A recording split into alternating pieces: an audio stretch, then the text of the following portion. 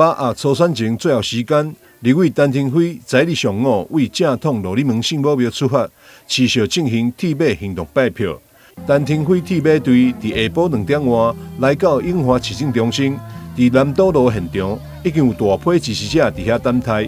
看到支持者不離不棄的相挺，也予伊目眶紅紅，感恩謝謝。我要甲大家感恩，咱今仔現場，咱無動員遊覽車，咱是人民用心用力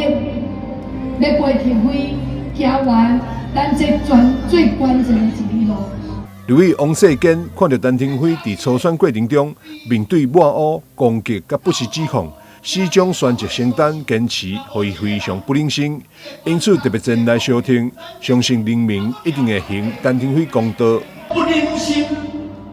看到廷輝啊，伊在這次的初選，會當講是吼一個人孤軍奮戰，我實在看不下去，我不能看着陳廷輝一個人孤苦伶仃，